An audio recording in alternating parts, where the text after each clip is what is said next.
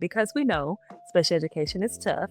Working with those new teachers have been a win. That's one of the things that I really enjoy most because I feel like just like when we're working with our students, we kind of get to mold those Yeah. teachers and make sure that we're setting them up for success. So that's one of the things that I really think that is a win for Georgia. Hello, everyone, and welcome to the Brighter Together podcast. My name is Janet Courtney, and my special guest today is Dr. Damita James.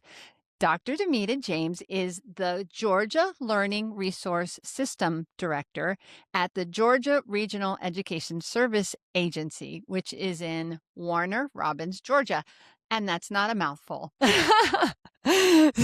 So, Dr. James, thank you so much for being on the show today. Thank you so much for having me, Courtney. I appreciate it. So tell us a little bit about what the Georgia Learning Resource System is and your role and a little bit about your agency.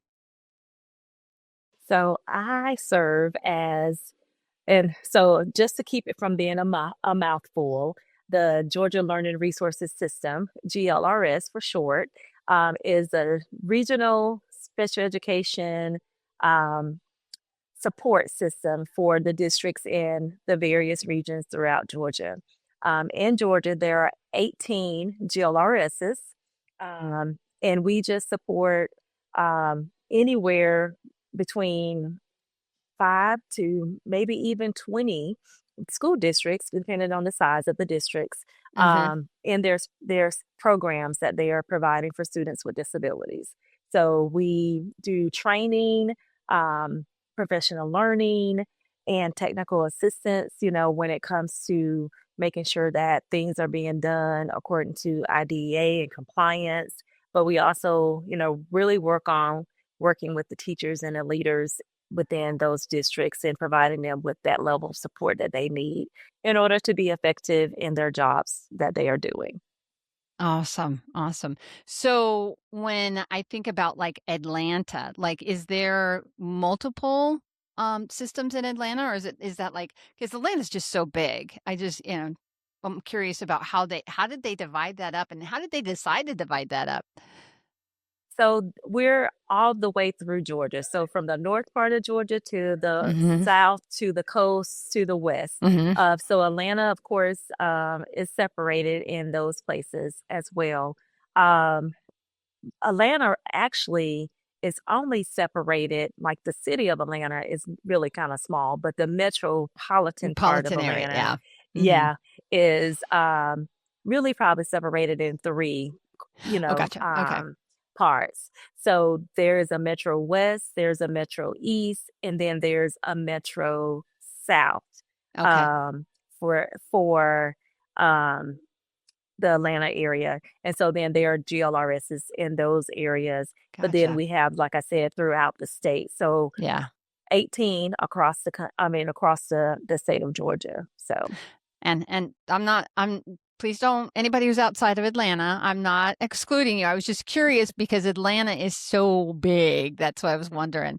So I got the privilege to go to the G case. Okay, now G case is Georgia. Tell me. Council, Georgia Council of Administrators of Special Education. Yeah, thank you. I should know that. It should run off my tongue. Yeah. But I got to go to Savannah, and that's where Dr. James and I met. And Savannah is beautiful, absolutely gorgeous. It was such a lovely trip. So please, Georgia, don't think that I only know Atlanta, because it's a beautiful state. It's an absolutely gorgeous state, and it was such a lovely trip. And just to see the people there and to meet them and to just, it's like you can always tell, at least I think I can tell, I'm making assumptions, but when I'm at these conferences and the people that just are so passionate about special education and about serving kids, and that was so evident in Georgia. It was a great time. We had so much fun. Mhm. You guys know how to play as well. Yeah. It's hard Yeah. work, so we work hard, we play That's hard, right. but it was super super fun to be there. And so that's how Damita and I got to know each other a little bit, and now she's on my show. So I love that. So I'm still learning. So tell me a little bit about what would you say are some of the biggest wins that you guys are having right now? Well, one of the things that we are doing across the state is we're supporting those new teachers, those new special education teachers. So we kind of work in conjunction with the Georgia Department of Education, and with that, we have been given funding to provide teachers with coaching and professional learning for those teachers who are coming new to the field of special education. So we are really targeting those 0 to 3 year teachers because we know one, the retention rates of teachers are really low, and so we're really trying to give them the tools and the the support that they need as new people coming into the field, that they would want to stay in and be able to really be able to do the job that we're asking, because we know Mm, special education is tough. yeah. Working with those new teachers have been a win. That's one of the things that I really enjoy most, because I feel like just like when we're working with our students, we kind of get to mold those Yeah. teachers and make sure that we're setting them up for success. So that's one of the things that I really think that is a win for Georgia. Um, Another thing that we're doing is really, I think this is going across the country as well, is the literacy movement. Literacy has been a really big push, especially after COVID. And so, trying to get everybody on that, that mode of being able to do what they need to do as far as assessing those students and then providing them with the level of interventions that are needed in order for them to be effective and be proficient readers. So, Right. Yeah. Yeah. You have to learn to read before you, and then you read to learn, right? Yeah. yeah, It's a that's big right. one. It's a big one. Yeah. Absolutely. And I was actually, believe it or not, I struggled when I was a little, this is Yeah. long, long, long time ago, 70s. But I remember after I think it was second grade going into third grade, they had me do summer school because I wasn't reading as well. And I never loved to read. I never was I remember my brothers being big readers. I'm a huge reader now. And as an adult, I've I became well, but I went through that. I went through that and I didn't love to read. And then because I didn't love to read, but I was smart, it was one of those things that I struggled with as a child, and then learned, got better, learned, became an adult, realized how incredibly important it was, and became a fanatical reader. And now my kids are all excellent readers because I'm a speech therapist and I wanted to be Yeah. good readers. But I get that struggle. I mean, it's something. I'm 58 years old and I still remember. And I didn't know what was wrong. I didn't know there was anything wrong with me. I just knew I had to go to summer school. I didn't know it was specifically related to being having trouble reading. But yeah, even back in, no, that would have been in early 70s, like 72, 73, something like that. So I don't know. Yeah. But just it was a problem. It's a problem that needs to be addressed, and we need our kids and to be literate, right? It's just, yeah, it's like you have to do that before, we talk about making sure they graduate from high school. Let's make sure they can read first, right? Yeah. Right. Yeah. I mean, the Yeah. statistics are alarming when you really think about it. The percentage of kids who literally are not able to read um, beyond like a third grade level. Mhm. Um, and so when you're talking about, it's over 50% in some places. And so it really Mm. is a big initiative that we are definitely having to tackle. So that's one of the new things that I know that we are really kind of working on, in addition to just trying to make sure that the teachers have, like I said, the level of support that they need Yeah. in order for them to be able to have the skills to teach that as well. So, Yeah, it's a vicious cycle, isn't it? It is a vicious cycle. If we can't keep the teachers and we can't, because, you get teachers in and then they leave, you train them and then they leave and then you have to train them again.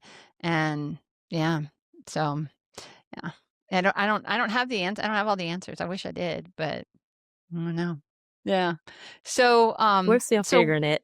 yeah, but you are. I mean, that's the thing and that's part of the reason why we're here, why we're talking about it, because we're brighter together, right? That's the whole point of the podcast is talking about the wins, talking about the struggles, talking about what you guys are doing and showing the world. Oh, or at least the United States that, hey, it's like people talk about how bad education is and what a bad job education's doing and blah, blah, blah, blah, blah, blah, blah. But there are people every single day that are fighting this fight, and it's a good fight. It's a fight for our next generation. And yeah, so kudos to you and the work that you are doing. So is it working? What are some of that? Kind of outcomes are you guys seeing from what you're doing? We are. I don't have my exact numbers, I will say, but the teacher retention program that we've been doing, I've been a part of that for the last 6 years, and Mm-hmm. so I'm real big on relationships with our with people, period, and so I do feel that it has allowed us to develop those relationships with teachers in our various districts that we would not have normally probably worked with. Mm-hmm. Um, but then it becomes a part of them being able to trust, and then they know that you're a viable resource for them, which is Right. hence the Georgia resources, Yes, system. absolutely. And so that I love that. so they do um, tend to kind of come back because we become a trusted source for them. So when they have questions, when things come up that they don't feel always comfortable, talking to someone in their district because they don't want to make it seem as if they are, you know, not as smart or, Mm-hmm. Mm-hmm. and Mm-hmm. they feel like they have somebody and some people who they can rely on, and then with that is that we see a lot of them are repeaters for various trainings that we may offer. So yes, as far as the retention, I couldn't give you, like, I wouldn't necessarily say that was 95% of our No, I people get that. have Yeah. been retained, but at the same time I do feel that we have developed that sense of purpose in those teachers, and then they get to see and work with people who they that like my team and we have over 150 years of educational experience. So they see Mm. us as viable Yeah. resources for them, Right. and they see what could be. Like, and we talk to them all the time about the the power that we have as an educator and how important our role is as an educator and the difference that we are really making in the lives of, not only our students, but the community and the world that we are serving in. And so I see that impact. So when you ask about, what does it look like? It's more than just the Oh yeah. numbers. It's It's it's yeah. it's more, Kids. Yeah. it's yeah, it's about the impact that we're making Mm-hmm. as a whole and what those teachers are being able to take back in their various schools or districts in their support and work with their students. There's a big difference between being supported by somebody who's walked in your shoes and someone who hasn't. At Lighthouse Therapy, our leadership team is made up of experienced clinicians who've actually worked in schools. We understand the pressure you're under and what real support looks like. That's why our therapy solutions, whether it be virtual, hybrid, or in person, are built with you in mind. No complicated systems or red tape, just streamlined support and seasoned therapists who are ready to make a difference. Learn more at lighthouse-therapy.com/brighter together.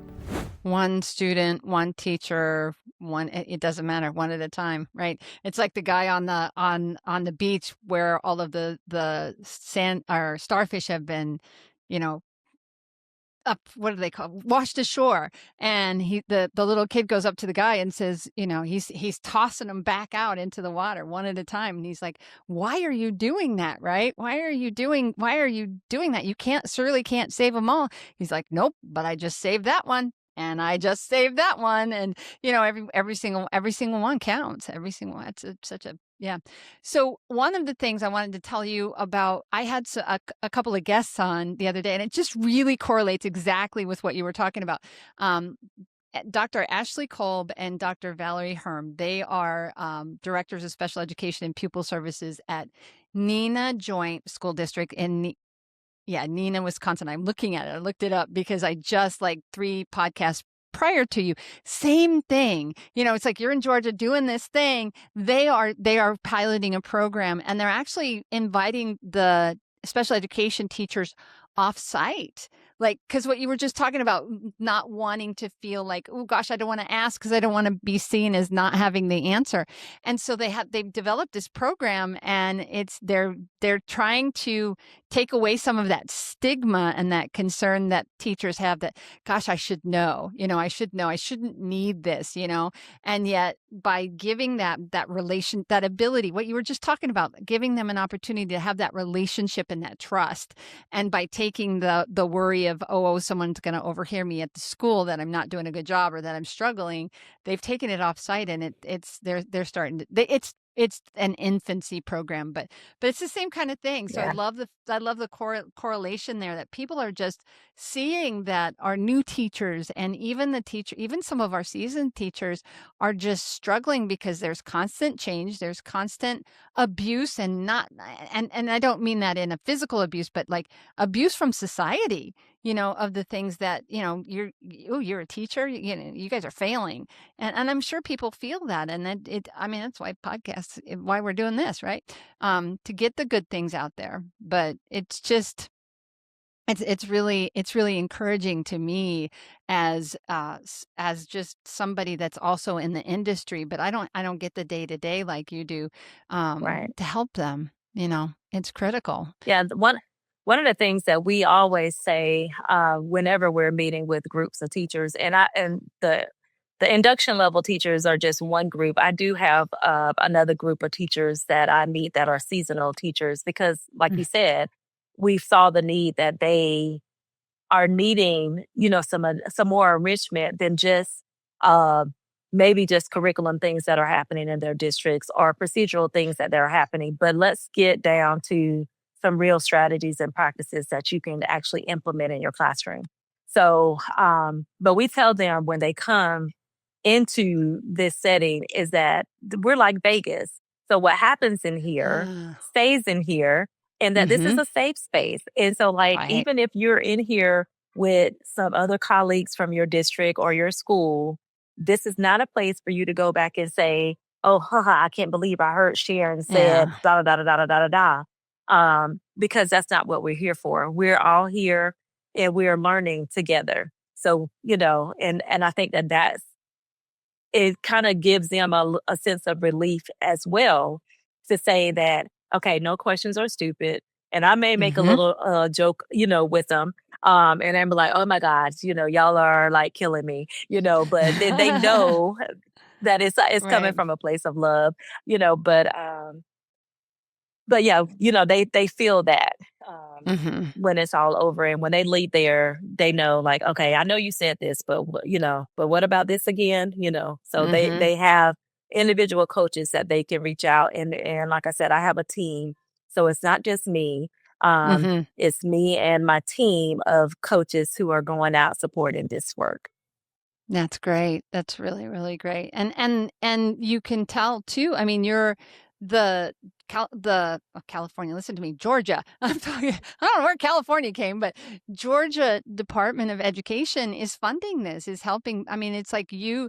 There is a recognition at higher levels that there is a need that is not being met, that you guys can hopefully meet, so that we can retain these teachers, and show them that it's okay to stay in education. Nobody's going to be a Yes. millionaire by choosing to be a special education teacher, are they? No, but but what we tell them is that there are a lot of great rewards. So Yeah. Oh, yeah. I don't know what other states offer as far as their retirement system, but Georgia has a really good retirement system, for educators. And because of that change and that need of retaining teachers, they have done a lot of different things. and really trying to work on attracting, Attracting. Yep. attracting teachers and retaining those teachers. So even if you are a retired educator, there are places and opportunities for you to come back and even work full time while you're still getting your retirement. So Wow. it's various things that they have put in place. Um, so, we have this whole Teach in the Peach um, Georgia Peach. programs. Yeah, so if anybody wants to look at like what Georgia is doing, go to the Teach in the Peach. You can search that and you will find all about our teacher retention. And that's on the general ed side and, the special ed side. So you can just kind of see those numbers and everything about what we're doing here in Georgia. Very cool. Very, very cool. So one other question I have is if you could, this is the last one, I promise. If you could fix just one thing in your world of what you do, just miraculously fix it. Can't be money. We all know that there's never enough money in education. But if you could fix one thing, Damita, what would that one thing be? I think that one thing would be um, taking some of the stress off of our educators. Hmm. Um, and and I say that because I think that not only are they inundated with, the workload and but they also have to deal with, behavioral issues. And then they also have to deal with um, the expectations of others, and thinking that Right. they are not doing what they need to do as an educator. So that pressure of, what parents are looking for and what maybe the leaders are expecting and then the truth of what is happening are Hmm. in that classroom setting on a day-to-day basis. If I could erase that level of stress where they could just only teach, Yeah. I think that that would be amazing. Yeah, because it's not the same. I mean, it's like what they're dealing with today, even if we go back to the 70s when I was a kid, being in education and being a teacher, not the same as, I mean, that's 40 years ago now. It's probably more than that. Someone's going to do my Yeah. math for me and go, no, that's 50 years. Yeah, it is 50 years ago. Okay, I'm an old woman. What do you want from me? It's 50 years ago, but 50 and I mean, but if you think about like the time of history and you think about just even the last 50 years, the amount of change and the amount of difference in our society and in the kids and what they're confronted with versus what we did in the 70s, it's a different world. It's a totally It different world. is. So and you can be a teacher for 40 years and go, yeah, I get it. I'm done. I'm ready to retire. I understand that. But we value the people that are fighting the good fight and working to keep teachers. And for the teachers, thank you. I don't know if I've ever said that on this show, but thank you, teachers, for all of the hard work because it's hard. It's a hard Hmm. profession and makes Yeah. me emotional. Look at me, I'm getting emotional about something because it matters. Yeah. It just really Yeah. matters. Yeah. Yeah.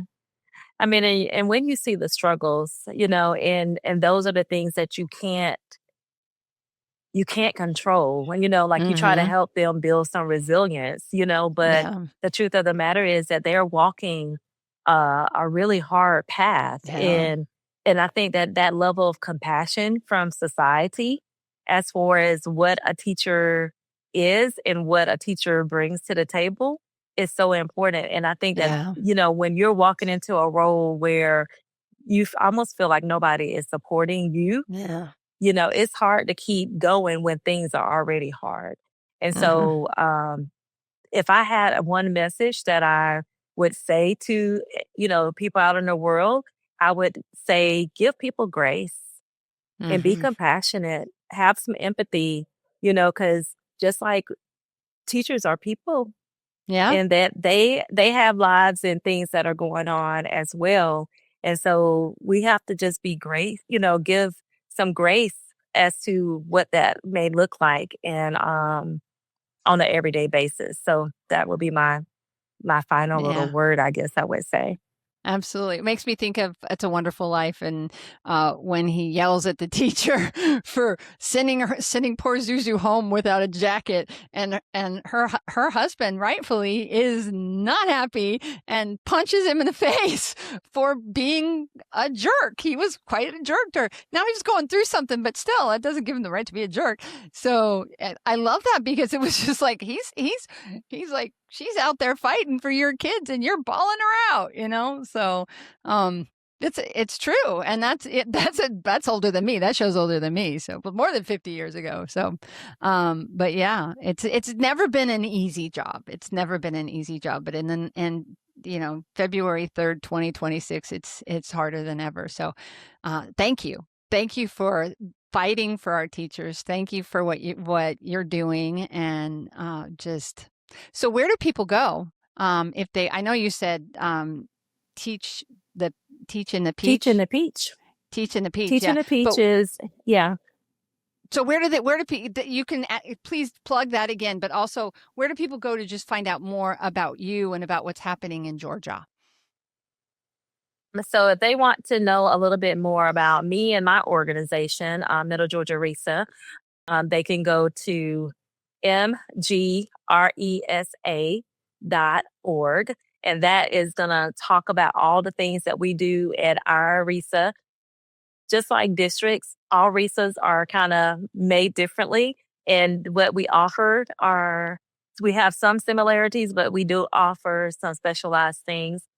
So from there, they could kind of find me. I serve in a double role there. I'm also the assistant executive director for the organization. So, Why am I I wear not a lot of different surprised? hats. I wear a lot of different hats. But, but special education is still, my number one priority. And so that's one place. And then from there is a website that is my website for my GLRS that they could go in and kind of learn more about the work that we're doing. Awesome. But of course, the Georgia Department of Education website also connects all of our websites from there. So if they typed in Georgia Learning Resources System, GLRS, Georgia, they probably could find all of Gotcha. the different GLRSs as well. Well, I'll tell you, it has been an absolute pleasure to have you on the show, Dr. James. I'm so impressed with what you guys are doing and your passion, and just your willingness to come and talk about the amazing things that are happening in education where we're trying to support our teachers. And so thank you so much. Thank you so much for having me, not us.